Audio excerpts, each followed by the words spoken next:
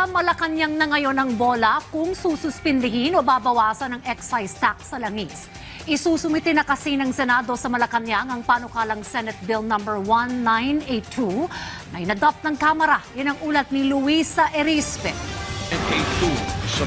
Lumusot na sa Kongreso ang panukalang mabigyan ng kapangyarihan si Pangulong Ferdinand R. Marcos Jr. na bawasan o suspindihin ang excise tax sa langis. Sa plenaryo, sinabi ni Senate President Vicente Sotto III, inadopt na ng Kamara ang bersyon ng Senado na Senate Bill No. 1982. Just for the information of our colleagues and the public, as of 2 minutes ago, 3:39, the House of Representatives has adopted Senate Bill 1982 as an amendment to House Bill 9418. Dahil naman dito, otomatiko ng enrolled bill ang bersyon ng Senado at maaari na itong ipadala sa Pangulo para maisabatas. That forgoes The excise tax. that Okay. forgoes the BICAM.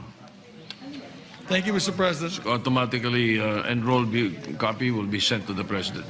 Pero si Senator Risa Hontiveros, naniniwala naman hindi sapat ang paggalaw sa excise tax. Dapat may konkretong tulong na maibibigay sa mga sektor na direktang apektado ng taas presyo ng langis. Kaya naman inihain na niya ang Senate Bill No. 1986 o ang panukalang magkaroon ng 52.8 billion na supplemental budget para sa mga ayuda sa tsuper, magsasaka, mangingisda at iba pang sektor.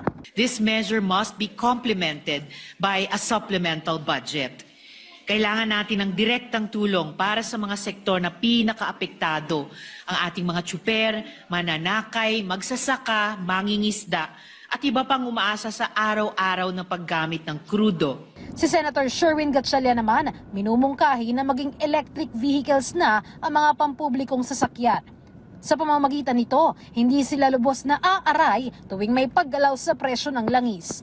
Pero si Senator Francis Escudero naman, naghain ng Senate Bill No. 1993 na layong magkaroon na ng sariling crude oil tank storage facility ang gobyerno. Ayon sa senador, 90 to 95% kasi ng krudo at iba pang produktong petrolyo inaangkat ng Pilipinas. Kaya tuloy, ang simpleng problema lang sa Strait of Hormuz, malaki na ang epekto sa bansa. Sa ilalim ng panukala, magkakaroon ng 60 billion na pondo para sa fuel reserve facility ng gobyerno. Luisa Erispe para sa Pambansang TV sa Bagong Pilipinas.